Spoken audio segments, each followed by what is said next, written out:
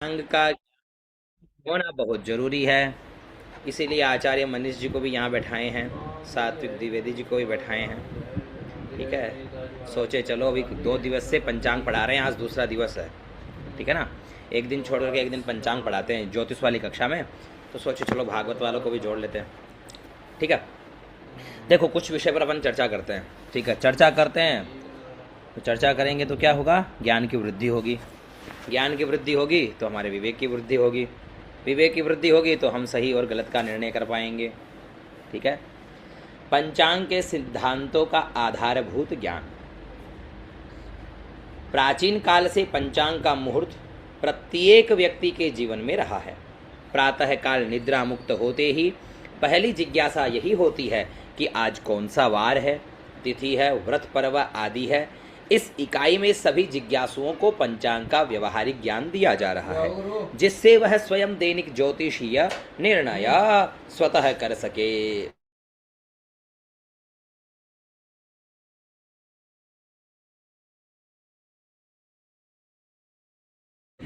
प्रथम जो विषय है वो है पंचांगम।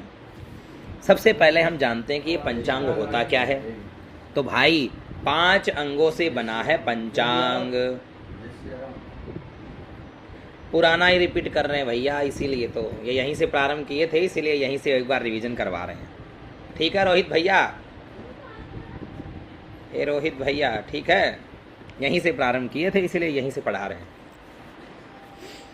यानी कहने का तात्पर्य यह है, पंचांग में 5 विषय होते हैं। देखो ठीक है, सबसे पहला ये याद रखना है, तिथि वार नक्षत्र योग और करण।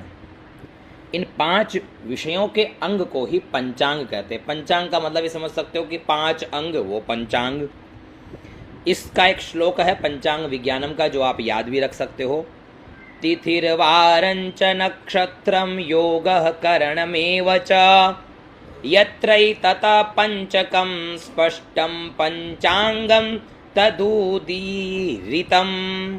5 अंगों के अतिरिक्त भी अन्य अनेकानेक विषयों का समावेश पंचांग में होता है।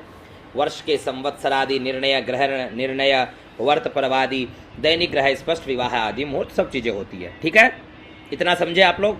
अब अपन सबसे पहला विषय है वो है संवत्सर। संवत्सर आपने नाम कभी सुना होगा, नहीं सुने हो तो अब सुन लिए। संवत्सर होता क्या है तो आपको बता देता हूँ कि 60 संवत्सर होते हैं, 60। ठीक है, ये रहे, देखो ये रहे, प्रभव विभव शुक्ल प्रमोद प्रजापति इत्यादि क्षय तक कितने होते हैं, 60 संवत्सर। अभी सिद्धार्थी नाम का संवत्सर है, यानी 53 नंबर का संवत्सर चल रहा है, जिसका नाम है सिद्धार्थी। ओके, अभी 17 तारीख से 17 तारीख नहीं 19 तारीख से रौद्र प्रारंभ हो जाएगा। Okay done. अगला संवत्सर कौन सा आ रहा है, रौद्र। अभी कौन सा है, सिद्धार्थी। सिद्धार्थी मत याद रखो, लेकिन 5 दिन बाद रौद्र को याद रखना जरूर। ठीक है, रौद्र संवत्सर प्रारंभ हो जाएगा। अब आओ पहले संवत्सर के विषय में थोड़ा सा जान लेते हैं, संवत्सर है क्या। देखो, पंचांग का प्रारंभ संवत्सर से होता है। यही वर्ष गणना संवत्सर की जननी है। ब्राह्म, दैव, मानव, पितृ, सौर, सावन, चांद्र एवं बारहस्पत्यादि मतों के अनुसार विभिन्न कालमानों का व्यक्त किया जाता है। तदनंतर बारहस्पत्य और चांद्रमान से संवत्सर की प्रतिपत्ति होती है। ये सब जो मैंने बोला ना अभी, ब्राह्म, दैव, मानव, पितृ, सौर, सावन, चांद्र और बारहस्पत्यादि, ये क्या है, पंचांग में भी बहुत सारे, जैसे लक्ष्मीकांत के मत के अनुसार, आचार्य मनीष जी के मत के अनुसार, विद्वान रोहित जी मार्तंड के अनुसार, ठीक है, रामानुज शास्त्री जी के अनुसार, समझते हो। तो इसी प्रकार यहाँ पर क्या लिखा, ब्राह्म, दैव, मानव, पितृ है ना, इन सब के पंचांग में इन सब की गणनाएं चलती है। ठीक है, और अब यहाँ पर हम किसके ले रहे हैं, बारहस्पत्य और चांद्रमान से संवत्सर की प्रतिपत्ति होती है। संवत्सर आनयन की विधि क्या है वो भी थोड़ा सा जान लो। शालिवाहन शक एवं विक्रम संवत में प्रायः 135 का अंतर होता है। कितने का अंतर होता है, 135 का। ठीक है, अभी देखो वर्तमान में अभी जो चालू होने वाला है ना, वो है विक्रम संवत 2083। अभी में हमें मेरे सामने जो है वो है पंचांग बंसीधर का, और आपके यहाँ जो भी चलता होगा वो आप देख सकते हो, कोई दिक्कत नहीं है। विक्रम संवत अभी 2083 चालू हो जाएगी, 1948 शक संवत है। तो यहाँ लिखा है कि शालीवाहन शक एवं विक्रम संवत में प्रायः 135 का अंतर है। तो शक संवत 1948 है, उसमें आप 135 जोड़ेंगे तो विक्रम संवत निकल जाएगी। तो कभी भी आप जैसे मान लो दिमाग से निकल जाए कि भाई शक संवत कौन सा है और विक्रम संवत कौन सा है, तो इनमें से अगर एक भी याद है ना तो आप दूसरे को अपने आप निकाल सकते हो कि क्योंकि दूसरे में 135 का अंतर है। ठीक है, ये ध्यान रखना। शक संवत और विक्रम संवत में 135 वर्ष का अंतर है। शक संवत वर्तमान में 1948 है, विक्रम संवत वर्तमान में 2083, वर्तमान में नहीं, अभी आने वाली, मतलब अभी 5 दिन बाद में है, इसलिए मैं वही बता रहा हूँ। ठीक है, तो 1948 है शक संवत, तो अभी चालू हो जाएगी, और विक्रम संवत 2083। ओके, चलिए अब आगे बढ़ते हैं। और कहते हैं कि प्रस्तुत संवत में 9 जोड़कर प्राप्त संख्या को 60 से विभाजित करो, शेषांकों के अनुसार प्रभवादि गत संवत्सर जानना चाहिए। जो शेष अंक बने उसी के अनुसार समझ जाओ कि भाई 60 में से ये नंबर का संवत्सर है। ये एक सूत्र भी है। ओके, आगे बढ़ते हैं। जैसे उदाहरणतया दिया गया संवत 2082 हो, प्लस 9 का भाग किया तो 2231 हो गया। 60 अर्थात लब्धि 33 एवं शेष 51 प्राप्त हुआ। अतः 51 नंबर का संवत्सर भोगने के बाद 52वां संवत्सर कालयुक्त नामक संवत्सर वर्तमान है। इसमें कालयुक्त का उदाहरण दे दिया, और हम जो है अभी वर्तमान में सिद्धार्थी है तो प्लस एक और हो जाएगा, और क्या। ठीक है, और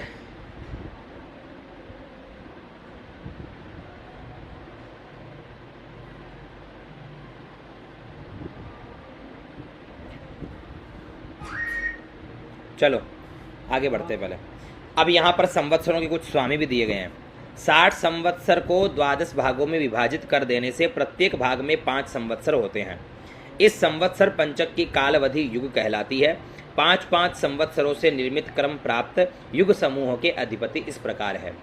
जैसे 1 से 5 जो संवत्सर है, यहाँ पर देखो संवत्सरों की जो संख्या है 1 से 5, ये 1 2 3 4 5। ठीक है, तो ये 5 संवत्सर है, उनके स्वामी विष्णु है। 6 से 10 नंबर के संवत्सर है, उनके बृहस्पति है, इंद्र है, अग्नि, विश्वकर्मा, अहिर्बुधन, पितर, विश्वदेव, चंद्र, इंद्राग्नि, अश्विनी और भग। इस प्रकार अभी वर्तमान में 54 नंबर का संवत्सर चालू होगा, तो अभी कौन हमारा स्वामी है? इस संवत्सर का स्वामी कौन हुआ? अश्विनी।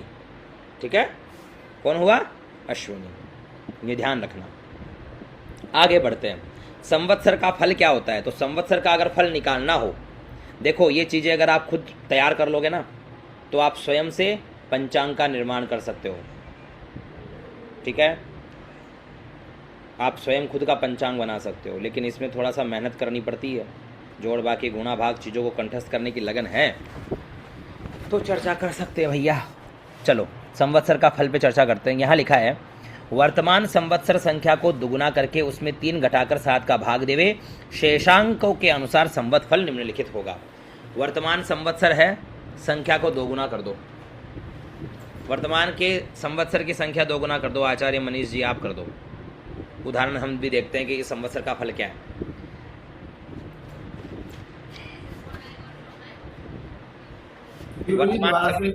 वर्तमान संवत्सर कौन सा हुआ? रौद्र हैं? रौद्र का ले लो। तो रौद्र कितने नंबर का है? 54 नंबर का है ना। तो 54 में 2 गुना करो, 108 108। 3 घटा दो, 105 105 में 7 का भाग दो। देखें 105 में 7 का भाग तो उसमें लगाओ ना, कैलकुलेटर में लगाओ। 105 में 7 का भाग दो, शेष अंक क्या आता है बताओ।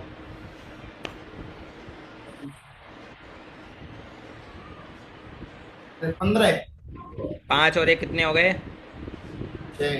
6। तो यहाँ क्या आया? 6 नंबर का मध्यम फल रहेगा। ठीक ठीक रहेगा। ठीक है, इससे अभी वर्तमान का जोड़ेंगे तो शायद 5 नंबर आएगा, तो उसका सुभिक्ष रहेगा। सुभिक्ष का मतलब होता है कि हाँ अच्छी वर्षा होगी, काल नहीं पड़ेगा, अन्न धन की कमी नहीं रहेगी। दुर्भिक्ष का मतलब होता है कि अन्न धन की कमी हो जाएगी, काल पड़ जाएगा, है ना, इस प्रकार की स्थिति बन जाती है। और पीड़ा का मतलब आप समझते ही हो कि कष्ट आदि होना। ठीक है, तो ये संवत्सर का फल भी आप निकाल सकते हो। जी रोहित जी,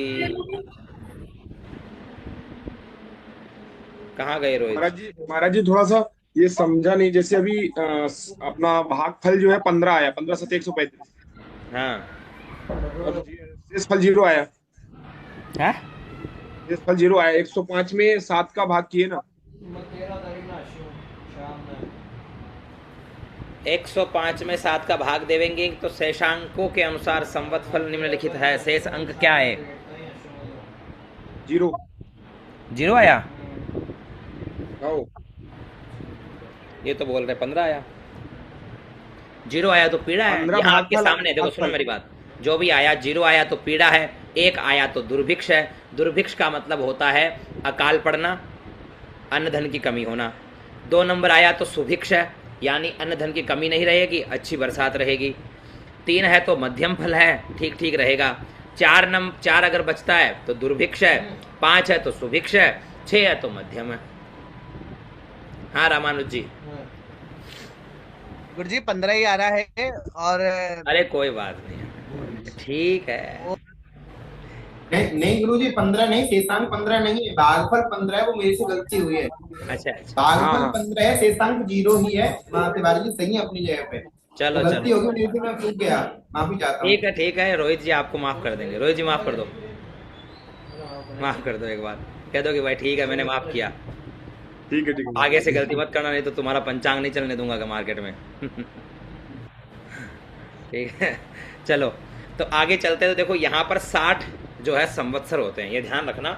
60 संवत्सर होते हैं। वर्तमान में सिद्धार्थी नाम का संवत्सर चल रहा है, आगे अभी रौद्र नाम का संवत्सर चलेगा। ठीक है, अभी 19 तारीख से जो भी अपना नया वर्ष चालू हो जाएगा ना, तो वह यहाँ से। अब यहाँ पर थोड़ा मतभेद चल रहा है कि कई लोग अभी कि वो, क्योंकि क्या होता है कि जब हमारा अभी वर्ष का प्रारंभिकरण होता है तो उस समय संवत्सर में उदय काल में और इसमें भी वो विषय रहते हैं कि वो चलने वाले में, तो कई लोग अभी जैसे सिद्धार्थी कालयुग में भी लफड़ा चल रहा था, कई लोग कालयुक्त मान रहे थे, कई लोग सिद्धार्थी मान रहे थे। वैसे यहाँ भी अभी होने वाला है, लेकिन वो चलता है, अब क्या करें, विद्वान ज़्यादा होते हैं तो ऐसा होता ही है। ठीक है, आगे विषय अपना था वो था ऋतु।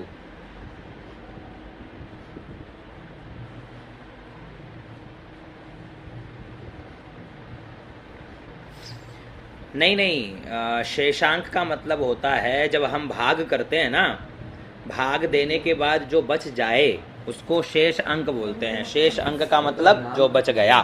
ठीक है, ऐसा समझो आप, उसका वो करना तो आपको समझ में आ जाएगा। जैसे ये है, यहाँ पे दिया गया है, देखो वर्तमान संवत्सर की संख्या 54 है, उसको 2 गुना करो, 3 घटाकर 7 का भाग दे दो, शेष अंक बचे। भाग देते हैं ना, भाग देना, भाग देते हैं तो उसमें शेष अंक बचे, उसको उसका इनका फल जानना चाहिए, ये होता है। ठीक है, चलो अब अगला विषय है हमारा ऋतु। हम लोगों ने पहली कक्षा में भी चर्चा किए थे ऋतु के विषय में। सूर्य का मेषादि प्रत्येक, अब देखो इस विषय को थोड़ा ध्यान देना, क्योंकि बहुत सारे लोगों को इस विषय की जानकारी नहीं है, तो थोड़ा ध्यान देना। सूर्य का मेषादि 2-2 राशियों पर संक्रमण काल ऋतु कहलाता है। अब मैं किसी को पूछूं कि वर्तमान में कौन सी ऋतु चल रही है, कोई बता सकता है? रोहित जी। बसंत ऋतु। बसंत ऋतु है, पक्का है? बसंत ऋतु कब कब होती है बता दो। बसंत ऋतु रहती है दिसंबर और जनवरी। बसंत, हाँ। बसंत हो गई चैत्र और वैशाख।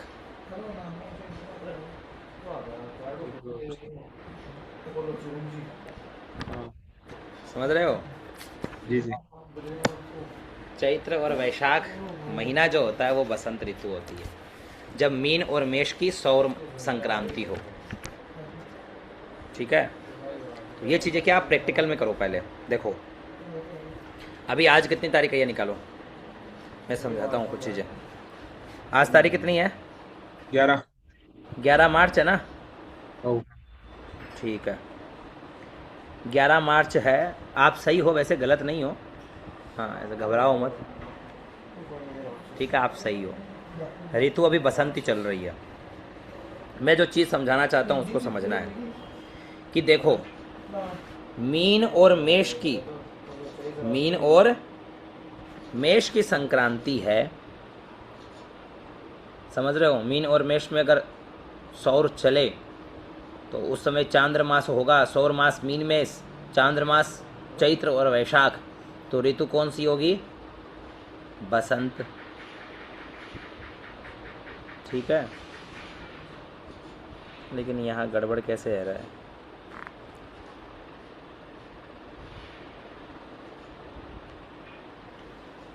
ना तो अभी मीन की है, अभी तो कुंभ की है। गुरुजी, एक महीने एक राशि ऐसा रहती है, मैंने कुछ अध्ययन किया था लेकिन अभी काफी भूल रहा थोड़ा सा। नहीं, कुंभ की अभी वो चल रही है, संक्रांति है। इसके अनुसार तो शिशिर ऋतु होना चाहिए, रवि है बसंत ऋतु। चलो, इस पे थोड़ा सा संशय है। शायद ये हो सकता है कि वो क्या बोलते हैं, इस बार अधिक मास वाला है, इसलिए तो नहीं है। हाँ हाँ। चलो, आप ये याद रखो, पहले तो 6 ऋतुएं याद रखो। बसंत, ग्रीष्म, वर्षा, शरद, हेमंत और शिशिर, ये 6 ऋतुएं होती है भाई। अभी वर्तमान में बसंत ही चल रही है, ठीक है ना। हाँ, अभी बसंत ऋतु ही चल रही है। 2-2 महीने रहती है ये।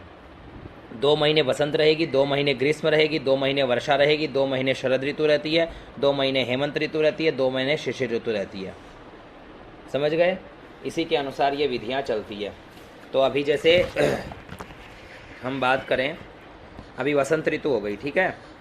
और अब एक सेकंड,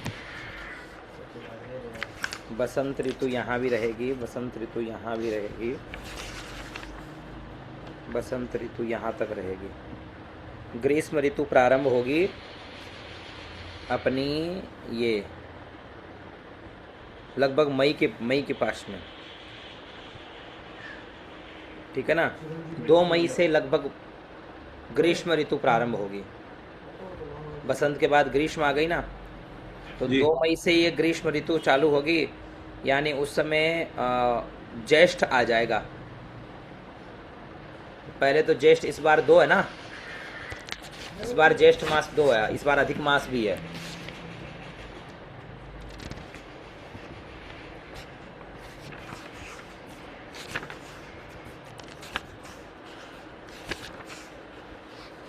ठीक है, तो वहाँ से ही आप काल की गणना कर लेना, कोई दिक्कत नहीं है। तो इस बार बसंत, ग्रीष्म, वर्षा, शरद, हेमंत और शिशिर, ये 6 ऋतुएं होती है। क्रमशः याद रखो कि 2-2 महीने होती है, तो 6 का डबल किया तो 12 महीने निकल जाते हैं। ऋतुओं का विभाग हम समझ सकते हैं कि बसंत, ग्रीष्म और वर्षा की जो ऋतुएं होती है वो दैवी ऋतु होती है। शरद, हेमंत एवं शिशिर जो होती है वो पितर ऋतु होती है। इनका फल भी स्वकर्म के अनुसार है। मतलब क्या है, समझो पहले मेरी बात को। मतलब यह है, देवी ऋतु का मतलब यह है कि इसमें देवता जगे हुए रहते हैं। पितर ऋतु का मतलब है इसमें देवता सोए हुए हैं, ठीक है। आप लोगों को ये पता होना चाहिए कि 6 महीने, हमारा 1 वर्ष देवताओं का 1 दिन होता है। हमारे 6 महीने देवताओं का दिन, हमारे 6 महीने देवताओं की रात। जो हम बोलते हैं ना, देव शयनी, देव उठनी आदि बोलते हैं ना, याद हो आप लोगों को, वही होता है। तो ये इनके हिसाब से आप समझ लो। अब बात करते हैं अयन के विषय में। तो अयन 2 होते हैं, आप लोगों को पता है, एक उत्तरायण और एक दक्षिणायन। इसे सौम्यायन भी कहा जाता है उत्तरायण को। उत्तरायण प्रवृत्ति सायन मकर से सूर्य, जो पंचांगों में प्रायः मकरे भानु से निर्दिष्ट किया जाता है, अर्थात ये दिसंबर से लेकर मिथुन का सूर्य 6 मास तक रहता है। साधारणतया लौकिक मतानुसार यह माघ से आषाढ़ पर्यंत माना जाता है। सौम्यायन सूर्य की कालावधि को देवताओं का दिन माना जाता है। हम लोग बोलते हैं ना, अभी उत्तरायण चल रहा है, तो उत्तरायण क्या हुआ? देवताओं का दिन। हम बोलते हैं दक्षिणायन चल रहा है, तो क्या हो गया? देवताओं की रात हो गई। तो इन देवताओं के दिन में क्या क्या काम होते हैं उत्तरायण में, वो देखो। इस अयन में नूतन गृह प्रवेश, दीक्षा ग्रहण, देवता उद्यान, कुआ, बावड़ी, तालाब आदि की प्रतिष्ठा, विवाह, चूड़ाकरण तथा यज्ञोपवीत प्रभृति संस्कार एवं इतरेतर शुभ कर्म करना शास्त्र सम्मत है, ठीक है। हाँ, गुजरात में एक 15 दिन का डिफेंड वो रहता है, पता है मुझे, वो कोई दिक्कत नहीं, आप अपने अनुसार से उसको सेट कर सकते हो। ठीक है ना। गुजरात में, महाराष्ट्र में थोड़ा सा फर्क रहता है। हाँ मनीष जी। गुरु जी, जैसे कि इसमें मकर के सूर्य से तात्पर्य मतलब जब सूर्य का मकर राशि में आना, हाँ बस। तो जैसे कि यहाँ पे लिखा है कि 21 या 22 दिसंबर से मिथुन का सूर्य अच्छा 6 मास तक रहता है। ये थोड़ा सा समझ में नहीं आया क्योंकि गुरुजी मकर संक्रांति लगभग जनवरी में होती है, जो 14 अरे वो 15 में। ये प्राचीन गणना है, इसके अनुसार अभी देखो समय का तो अभी बदलाव होता ही है ना, तो इसने दिसंबर लिया, अपना जनवरी समझ लो यार। ये दूसरा कारण ये भी मैं बताऊं, दूसरा कारण ये है कि हो सकता है कि जिसने लिखा है ये जो गुजरात या महाराष्ट्र के तरफ के हों, तो इसलिए ये थोड़ा सा समय का डिफरेंस आता ही है। आप वो कालांतर का भेद। हाँ, काल का भेद होता है। देखो अभी यहाँ पर यहाँ के पंचांग में और वहाँ के पंचांग में अंतर रहता है, ठीक है। तो हमारे यहाँ जब शुक्ल पक्ष रहता है तो उधर कृष्ण पक्ष रहता है। हम लोग जैसे कृष्ण पक्ष से मास को प्रारंभ मानते हैं, वो शुक्ल पक्ष से प्रारंभ मानते हैं, समझे। जी गुरुजी। हम लोग जैसे कृष्ण पक्ष लगता ही प्रारंभ हो जाता है ना हमारा मास, उनके यहाँ ऐसा नहीं होता है। उनके यहाँ शुक्ल पक्ष लगता है तब प्रारंभ होता है, ये अंतर रहता है। हमारे यहाँ श्रावण यहाँ निकल जाता है तो वहाँ श्रावण प्रारंभ होता है। हमारे यहाँ श्रावण लगता है तो उससे पूर्व वहाँ पर कुछ और चल रहा होता है, ठीक है। हाँ रोहित जी। जैसे गुरुजी एक हिंदू कैलेंडर है करके, उसमें भी गणना सेम मिलती है गुरुजी। हैं? एक हिंदू कैलेंडर आता है ऐप, उसमें गणना सेम मिलती है जैसा आप बता रहे हैं। हाँ सही है, बताओ रोहित जी जी। गुरुजी, 15 दिन बाद यहाँ प्रारंभ होता है महाराष्ट्रियन कुल लोगों का। हाँ, महाराष्ट्र में भी गुजरात में भी, महाराष्ट्र और गुजरात में दोनों में फर्क रहता है ना। चलो अब आगे बढ़े।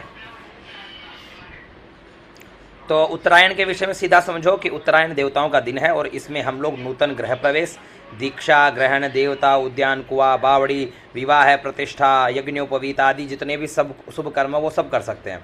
और दक्षिणायन में क्या कर सकते? दक्षिणायन का मतलब देवताओं की रात। सीधी सीधी भाषा में समझाओ ना, वो समझो आप लोग।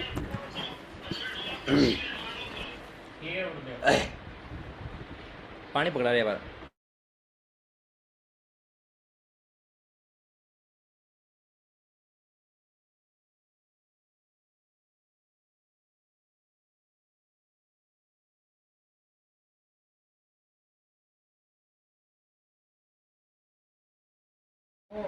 देखिए, उत्तरायण मतलब देवताओं का दिन, दक्षिणायन यानी देवताओं की रात।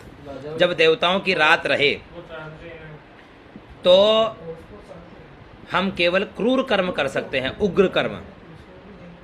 दक्षिणायन काल में सूर्य पितरों का अधिष्ठाता कहलाता है और उत्तरायण में सूर्य देवताओं का अधिष्ठाता कहलाता है। अतएव इस काल में षोडश संस्कार तथा अन्य मांगलिक कार्यों के अतिरिक्त कर्म ही किए जाते हैं, जैसे उग्र देवता, मातृकाएं, भैरव, वाराह, नारसिंह, त्रिविक्रम, विष्णु, महिषासुर का वध करते हुए दुर्गा की स्थापना दक्षिणायन में की जा सकती है। दक्षिणायन प्रवेश होने के समय से 15 घटी का समय पुण्य काल के नाम से प्रसिद्ध है और वह सभी शुभ कर्मों से विशेषतः त्याज्य है। ये तो चलो चलता है। अब आते हैं हम मास में, मास के विषय में चर्चा करते हैं। अभी आप लोगों ने कभी सुना होगा कि सौर मास, चांद्र मास आदि होते हैं ना। तो अब चर्चा करते हैं कि ये सौर मास क्या है, चंद्र मास क्या है ना, मास किसे कहते हैं। ठीक है, अभी हमने जाना, एक तो पहले जाना संवत्सर के विषय में, संवत्सर के बाद में ऋतु, अयन, दक्षिणायन और उत्तरायण, इतना समझा। इतना लगभग मैंने पहले कक्षा में पढ़ाया भी है, तो मुझे लगता है कि लोगों को याद होना चाहिए, आशा करता हूँ। अब आते हैं अपन इधर मास के विषय में।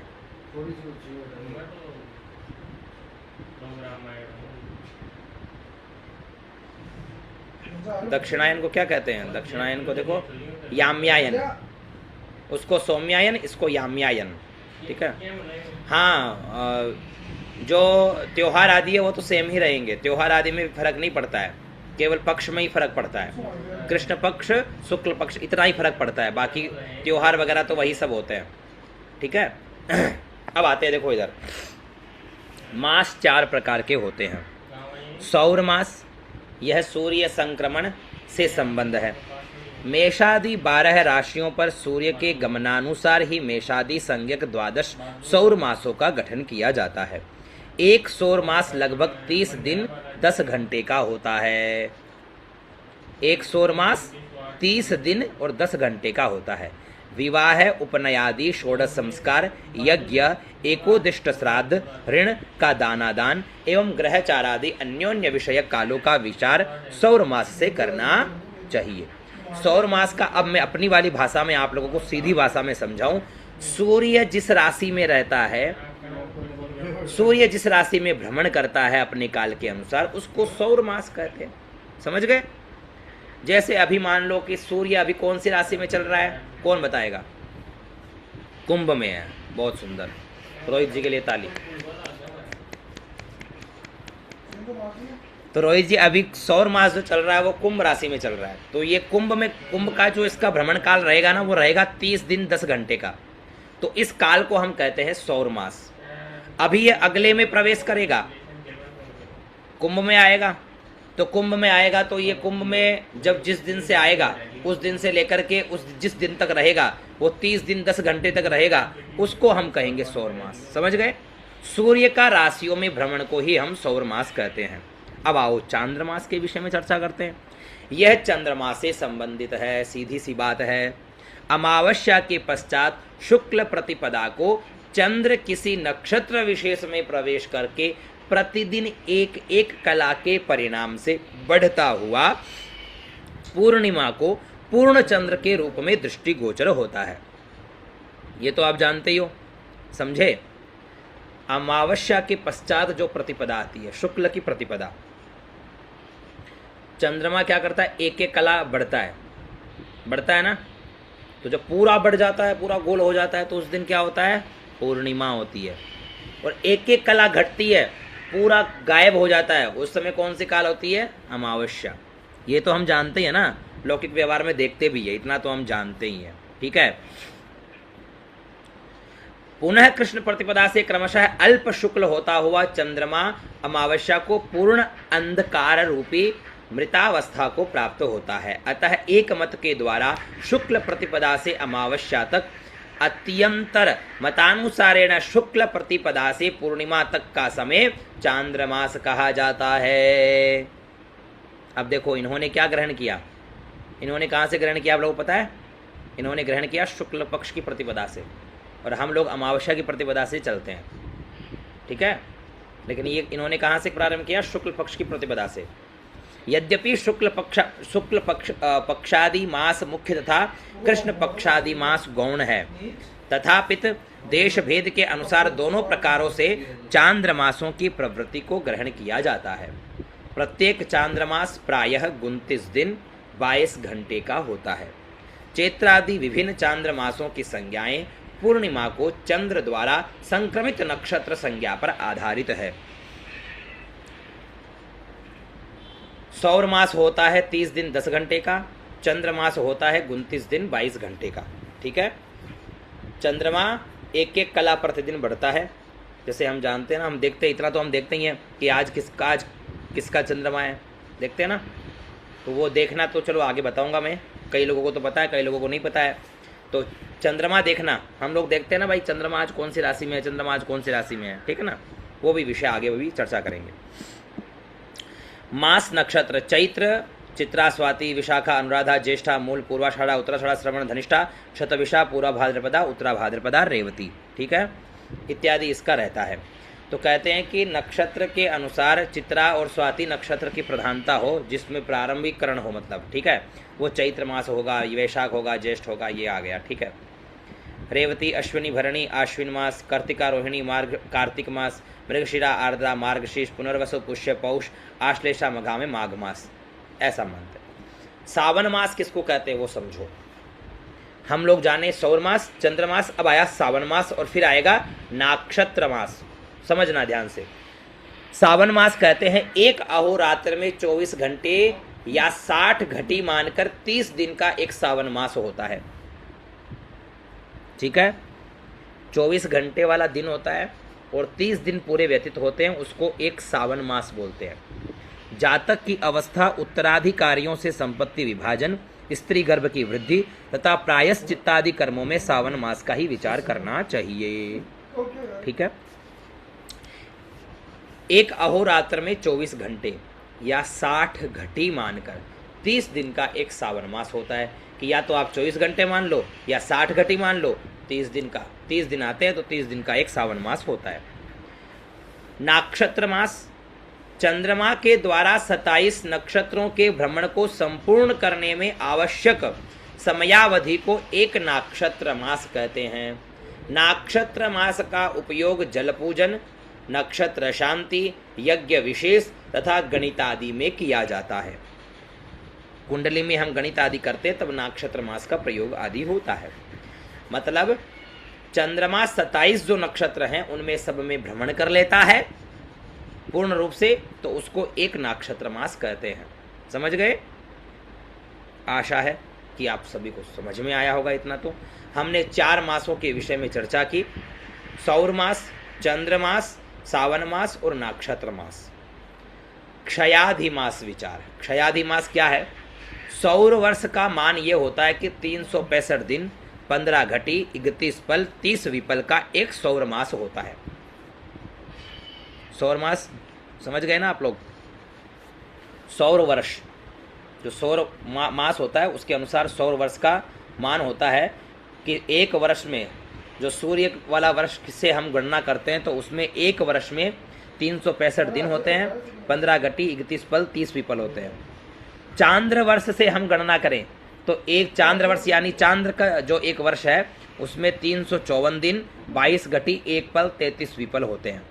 अतः स्पष्ट है कि चांद्र वर्ष, अब देखो ये बात ध्यान से सुनना, अतः स्पष्ट है कि चांद्र वर्ष और सौर वर्ष में 10 दिन, 53 घटी, 30 पल,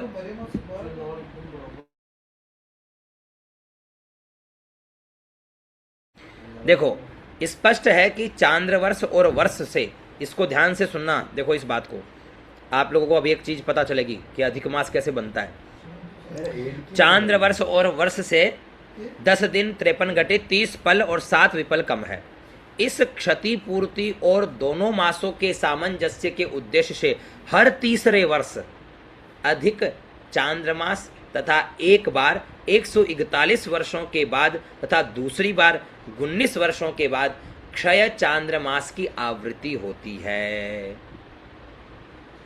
हर 3 वर्ष से एक अधिक मास बनता है ना, वो इसीलिए बनता है क्योंकि हर वर्ष में इन दोनों में 10 दिन, 53 घटी, 30 पल, 7 विपल यानी सीधा समझो 10 दिन की कमी आती है। तो ये 3 वर्ष में 30 दिन हुए, तो 30 दिन हुए तो ये कौन सा आ गया? अधिक मास आ गया। जैसे अभी अधिक मास आ रहा है, ठीक है ना, ऐसे अधिक मास बनता है। असंक्रांति मासोधिमासः स्फुटम स्याद, द्विसंक्रांति मासः क्षयाख्यः कदाचित। ये सिद्धांत शिरोमणि का है। जिस चांद्र मास में स्पष्ट सूर्य की संक्रांति न हो वह अधिक मास, तथा जिस चांद्र मास में 2 बार सूर्य की संक्रांति हो वह क्षय मास कहलाता है। क्षय मास व अधिक मास दोनों ही मलमास कहलाते हैं। समझ गए? क्षय मास हो चाहे अधिक मास हो, दोनों ही मलमास कहलाते हैं। अब मलमास में करणीय व अकरणीय कार्य क्या है उस पर चर्चा करते हैं। संध्या, अग्निहोत्र, पूजनादि नित्य कर्म, गर्भाधान, जात कर्म, सीमंत, पुंसवन, संस्कार, रोग शांति, अलभ्य, योग में श्राद्ध, द्वादशाह, सपिंडीकरण, मनवादि तिथियों का ध्यान, दैनिक दान, यवतिल, गो भूमि तथा स्वर्णादि दान, अतिथि सत्कार, विधिवत स्नान, प्रथम वार्षिक श्राद्ध, मासिक श्राद्ध एवं राज सेवा विषयक कर्म मल मास में शास्त्र सम्मत है। बाकी इसके अलावा अनित्य व अनैमित्तिक कार्य, द्वितीय वार्षिक श्राद्ध, तुला पुरुष, कन्यादान, गज दानादि, अन्योन्य षोडश संस्कार, महादान, अग्न्याधान, यज्ञ, अपूर्व तीर्थ यात्रा, इतना जितने भी है, गृह प्रवेश, विवाह है, देवता का महोत्सव है ना, देवता आदि शपथ ग्रहण करना, विशेष परिवर्तन, विष्णु शयन और कमनीय यात्रा का मलमास में निषेध है। ये सारे जितने हैं ये मलमास में निषेध है और ये सब जो है ये सब करने में शास्त्र सम्मत है। अब आते हैं जन्म मास। जन्म मास क्या होते हैं? जन्म दिन से एक सावन मास 30 दिन पर्यंत जन्म मास कहलाता है। जन्म दिन से आप 30 दिन जोड़ लो, वो आपका एक जन्म मास कहलाता है। मतांतरेण जिस कृष्ण पक्षादि चांद्र मास में व्यक्ति का जन्म हो उसे ही जन्म मास माना जाता है। पुनश्च क्षय मास में अंतर्गत तिथि के पूर्वार्ध में जन्म हो तो पूर्व मास तथा परार्ध में जन्म हो तो आगामी मास ही जन्म मास निर्धारित किया जाना चाहिए। जन्म मास में साधारणतया क्षौर कर्म, चूड़ाकरण, यात्रा व कर्ण वेदादि कर्म वर्जित है, परंतु स्नान, दान, जप, होम, विवाह एवं कमनीय कार्यों के लिए जन्म मास शुभ फलदायी होता है। जन्म मास में मांगलिक कार्य संपादन के निर्णयांतर्गत वशिष्ठ ने केवल जन्मदिन, गर्गाचार्य जन्मानंतर 8 दिन, अधिपति ने 10 दिन और भागुरी ने जन्म के पक्ष को ही केवल दूषित बतलाया है एवं जन्म मास के दिन शेष दिन शुभ कर्म संपादन में ग्राह्य है। ये इन ऋषियों का मत है। ठीक है, गर्गाचार्य, भागुरी है ना, इन सब का ये मत है। इस मत को हम ले सकते हैं। ठीक है,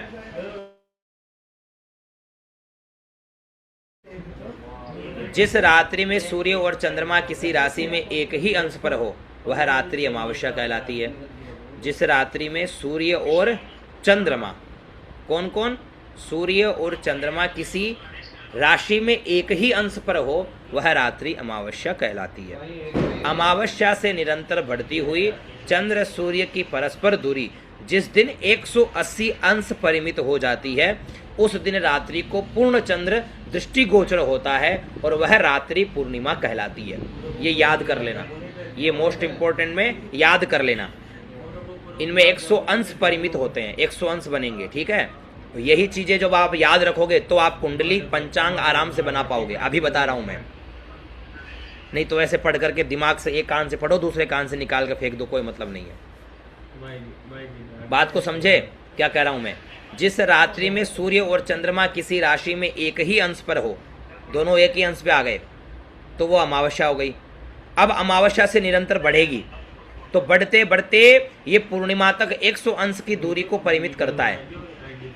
ठीक है, पूर्णिमा तक कितनी दूरी में हो जाएगा, चंद्रमा और सूर्य 180 अंश की दूरी पर हो जाएंगे। ये समझो सीधी भाषा में, सूर्य और चंद्रमा अभी यहां तो अमावस्या में तो एक अंश पे आ गए, समझ गए, और अब ये धीरे धीरे दूर होंगे और जब जहां पूर्ण चंद्रमा होता है वहां तक पहुंचेंगे तो 180 अंश की दूरी हो जाएगी। सीधी भाषा में समझो, उसको हम पूर्णिमा कहते हैं। अतः अमावस्या से पूर्णिमा तक का यह 15 दिनात्मक प्रकाशमान मध्यांतर शुक्ल पक्ष कहलाता है। तत्पश्चात पूर्णिमा से अमावस्या तक का काल कृष्ण पक्ष कहलाता है। शुक्ल पक्ष देव प्रधान होने से देव कर्मों में तथा कृष्ण पक्ष पितराधिष्ठित होने के कारण पितृकर्मों में विहित है। यहाँ शुक्ल पक्ष देवताओं के लिए है, कृष्ण पक्ष पितरों के लिए है, ये समझो। ठीक है, अर्थात शुक्ल पक्ष में सर्व शुभ कार्य तथा कृष्ण पक्ष में सभी पितृ कार्य प्रशस्त है। यदेवा पूर्यते धमास सदेवा योपक्षीयते सपितरः, ये शतपथ ब्राह्मण का है। प्रायः एक पक्ष 15 दिन का होता है।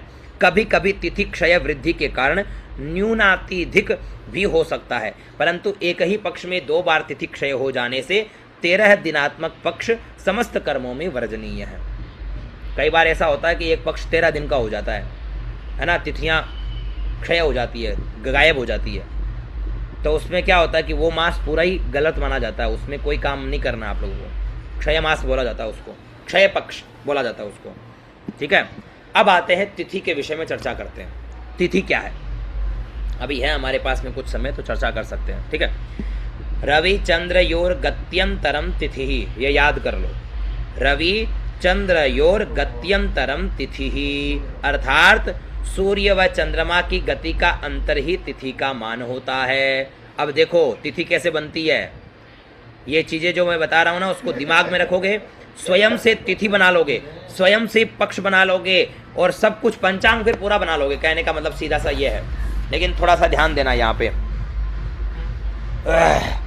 रवि चंद्र योर गत्यम तरम तिथि, अर्थात सूर्य व चंद्रमा की गति का अंतर ही तिथि का मान होता है।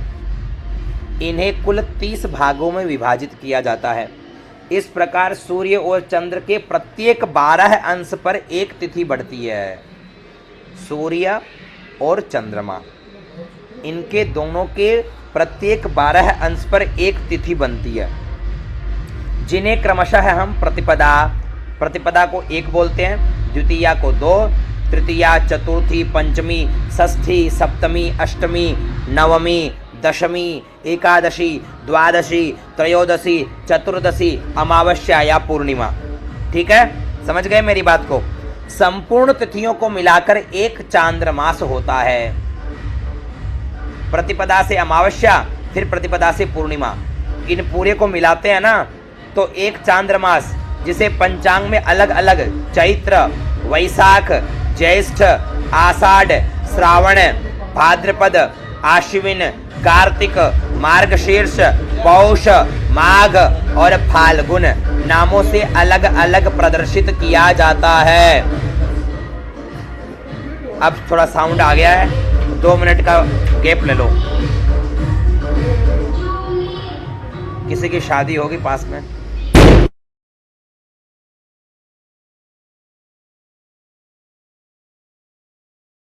रोहित जी नाच रहे हो क्या?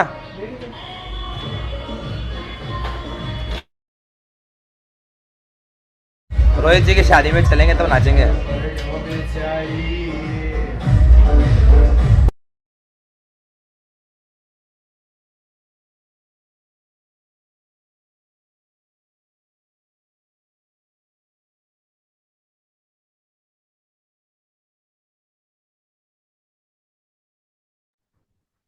गुरुजी रोहित जी की शादी तो हो गई, बच्ची भी है उनके पास एक। अच्छा हाँ, रोहित जी की तो हो गई ना। हाँ, मेरी शादी में आना गुरुजी। आपकी में, हाँ वही दिमाग में रह गया। सही है सही है। नहीं ठीक है, गयो वो तो अभी आवाज़ मेरी ठीक आ रही होगी आप लोगों को, क्यों? ठीक है ना, चलो। तो एक बात, सबसे पहली बात तो ये ध्यान रखो कि 100 अंश 180 अंश का अंतर होता है सूर्य और चंद्रमा में। ठीक है, कद जब पूर्णिमा हो तब।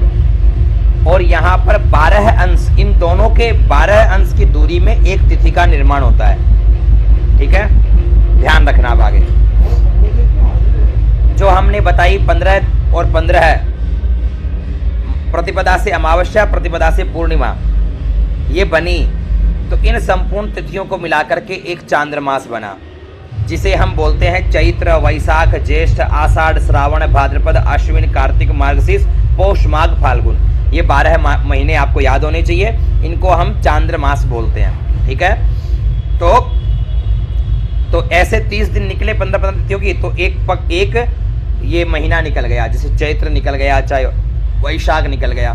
ठीक है,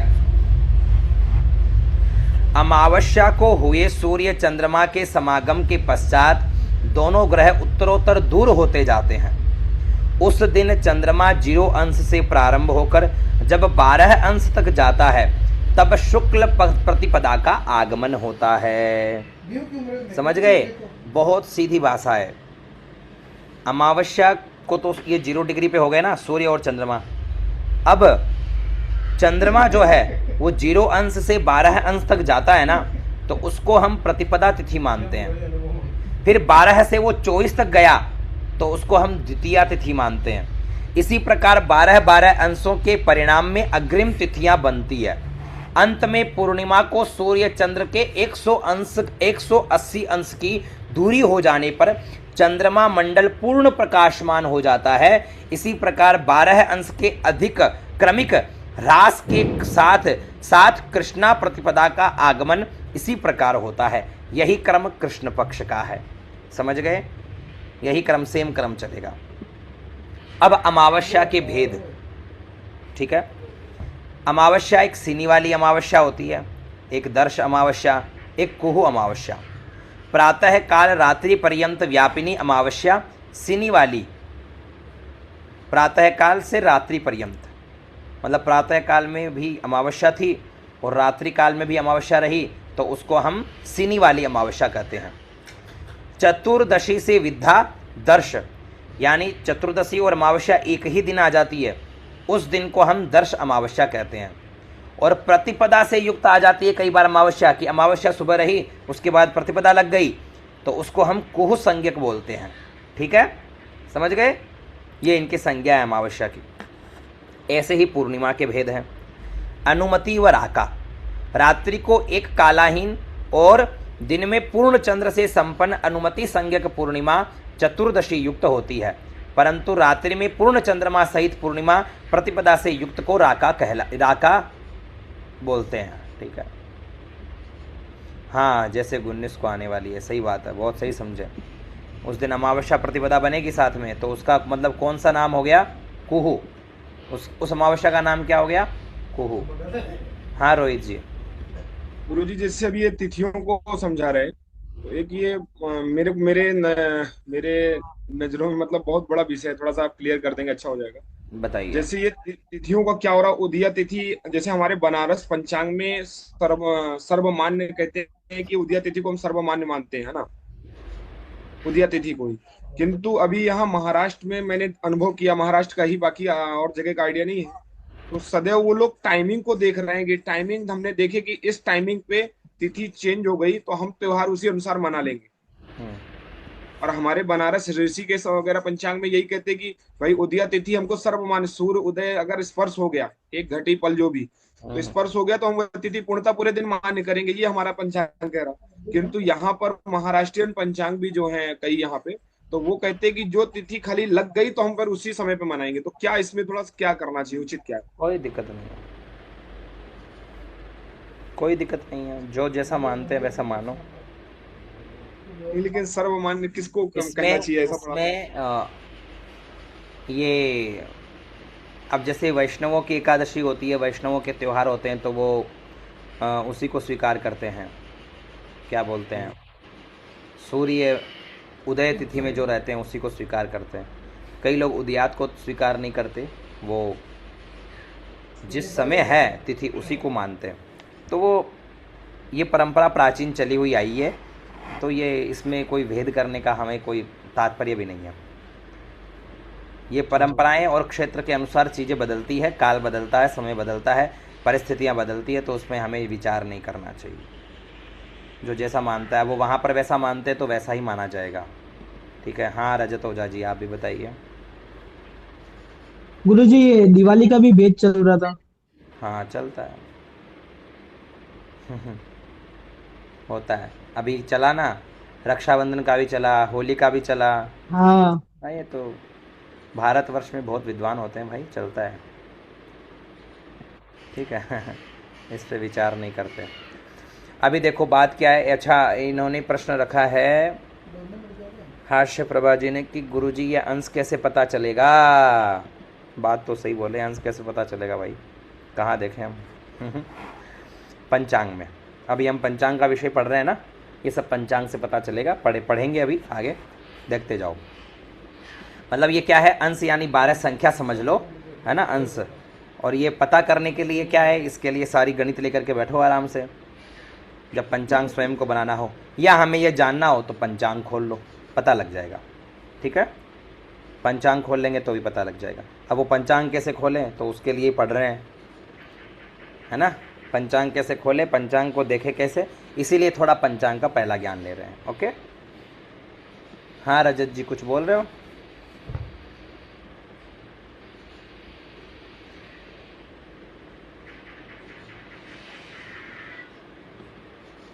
चलो नहीं गुरुजी। ठीक है, पूर्णिमा के भेद हो गए। तिथि को शास्त्रों में 5 भागों में विभाजित किया गया है, ये नाम याद रखना, नंदा, भद्रा, जया, रिक्ता और पूर्णा। ठीक है, चलो ये कल बताऊंगा। अरे यार आज इतना ही मन कर रहा है मेरा अभी, क्योंकि ये विषय मैं थोड़ा अच्छे से समझाना चाहता हूँ। नंदा, भद्रा, जया, रिक्ता, पूर्णा, हम लोग जब ग्रह पर वो कराते हैं ना, नींव पूजा आदि, तब इनकी पूजा होती है। 5 पत्थरों की इसी नाम से पूजा होती है। और नंदा, भद्रा, जया, रिक्ता, पूर्णा, ये विषय बहुत थोड़ा सा अच्छे से समझाऊंगा तो चीज़ें याद रहेगी आप लोगों को। ठीक है, तो ये तिथियों वाला अपन लेंगे परसों कक्षा।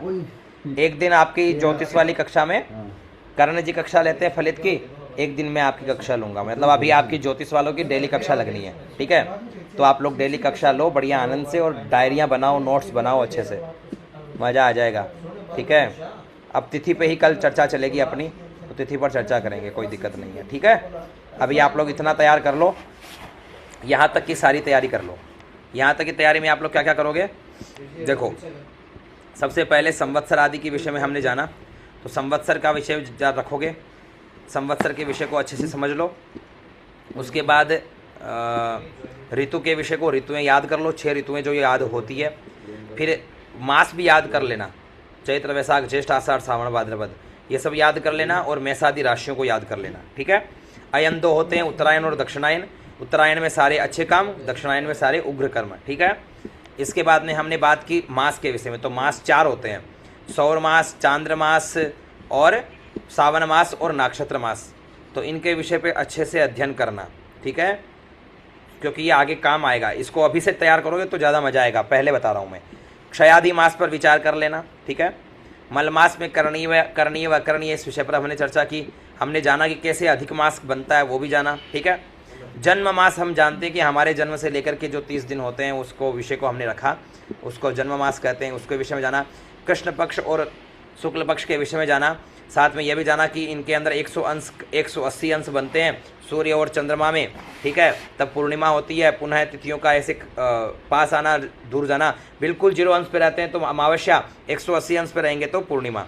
ठीक है, और 180 अंश को हम विभाजन करेंगे 12 अंशों से, तो 12 अंश से एक राशि का निर्माण होता है, 12 अंश से एक तिथि का निर्माण होता है, ये ध्यान रखना। ठीक है,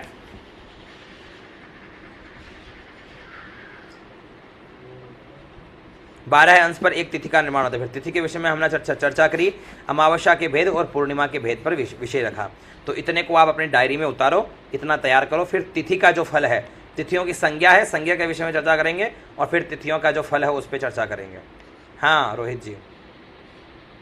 गुरु जी, ये जो अपना नंदा भद्रा जय ऋक्ता पूर्णा, ये 5 तिथियों के जो नाम है, इनमें हम जो अपना न्यू पूजन में 5 ईंट रख करके पूजन करते हैं, नंदा भद्रा जय ऋक्ता के आधार मान करके, तो इसमें मैंने कई बार देखा कि भागवत जैसे प्रारंभ होने वाली रहती है, भागवत जी की कथा प्रारंभ, तो उसमें भी न्यू ये पूजन करते, भूमि पूजन, तो उसमें तो अनिवार्य नहीं है ना नंदा भद्रा जय, वो तो निर्माण करने में ये 5 ईंटों का ये रहता होगा ना पूजन, उसमें तो भागवत जी के भूमि पूजन में तो अनिवार्य नहीं है ना ईंटों का। नहीं नहीं नहीं नहीं, मैंने देखा तो मैंने बोला ये ऐसा होता है क्या, ईंट का पूजा कैसे करा रहे हैं, मतलब क्या ये पंडाल बनाना है तो ईंट का पूजन करा रहे।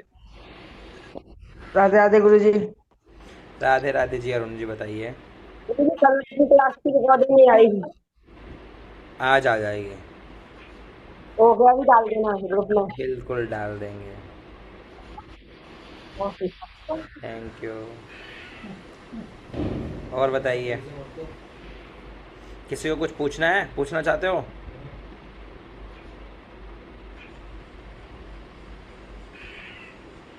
भेज देंगे, अभी कक्षा का वीडियो भेज देंगे। और बताओ, नारायण पांडे जी कैसे हो आप? बहुत दिनों बाद आपके दर्शन हुए हैं। प्रणाम गुरुदेव। सीताराम, कैसे हो? एकदम बढ़िया गुरु जी, आप बताइए।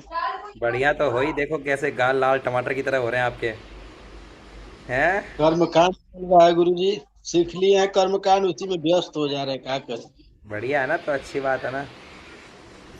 तब इसी में जब टाइम मिलता है तो थोड़ा सा आ जाते हैं, नहीं तो रोज व्यस्ते रहते हैं। बढ़िया बढ़िया, अच्छी बात है। देखो इसी के लिए तो सीखा ना अपन ने कर्मकांड। जी गुरु जी, कर्मकांड अभी चल रहा है, अच्छे से चल रहा है, कोई दिक्कत नहीं है गुरुदेव। बहुत बढ़िया, अब करो। टाइम मिल जाए तो हो जाता है। और अध्ययन में कमी मत रखो। देखो अध्ययन की एक चीज बताता हूँ, अध्ययन करने से व्यक्ति अपडेट होता है। हमारे फोन में जी। अपडेट आता है, हम लोग तुरंत अपडेट करते हैं, तो उसमें नया वर्जन आता है, तो वो और अच्छे से चलता है। ठीक है, उसमें कोई वायरस नहीं आ सकता, कोई उसमें परेशानी नहीं आ सकती, वो हैंग नहीं होता है। और इधर क्या है, अगर हम स्वयं को अपडेट नहीं करेंगे तो हम हैक ही हो जाएंगे, हमको कोई ना कोई हैक कर लेगा। समझ रहे हो? तो स्वयं को अपडेट हम अध्ययन से करते हैं, नई नई विषयों की जानकारी लाओ। अभी पांडित्य क्रम में आप प्रवेश कर चुके, इतने व्यस्त हो गए, तो इसमें और लाओ, रस लाओ, इसमें और चीज़ों को निकाल करके लाओ, और विषयों का अध्ययन करो कि आप सब कुछ करा पाओ। आपके पास लोग आए तो ये चर्चा करने के लिए आए कि यार चलो नारायण पांडे जी के पास में, वो बड़े मूर्धन्य विद्वान हैं। ठीक है, क्योंकि उनके पास हर विषय का ज्ञान है। तो ऐसे तैयारी करो, आगे से आगे पढ़ते रहो। अपने जीवन में एक समय 1 घंटा भी कम से कम ये रखो कि हाँ बस 1 घंटा मुझे पढ़ना है, बहुत है, बाकी तो कोई दिक्कत नहीं, नहीं। कर्मकांड तो पूरा हो गया और वही ज्योतिष और ये भागवत दोनों साथ में चल रहा है। बस और क्या, करते रहो, बहुत अच्छे से मेहनत करो तो और मज़ा आ जाएगा। कौन से क्षेत्र से हो वैसे आप? बिहार गुरुजी, कैमूर जिला। हाँ। गुरुजी आपने नारायण जी तो भागवत जी भी कर रहे थे ना, भागवत जी। हम्म। है भागवत में है, अभी भागवत में ये जुड़ नहीं रहे ये आप। रिकॉर्डेड अध्ययन करते हैं, ये कक्षा में नहीं बैठते हैं। जी जी ये रिकॉर्डिंग जो है ना, रिकॉर्डेड अध्ययन करते हैं सीधा, व्यस्तता ज़्यादा रहती है इनकी। जी जी। कर्मकांड इसी से व्यस्त हो गए हैं भैया, असुविधा के लिए खेद है। गुरुजी की कृपा है, एक तरफ व्यस्त है, एक तरफ टाइम मिलता है तो सीख रहे हैं। सही है, सही है, कोई गुरुजी से दिक्कत जुड़ा काम हो गया है। नहीं। नहीं, अच्छा है, भगवान की कृपा है गुरुजी और को कुछ नहीं है।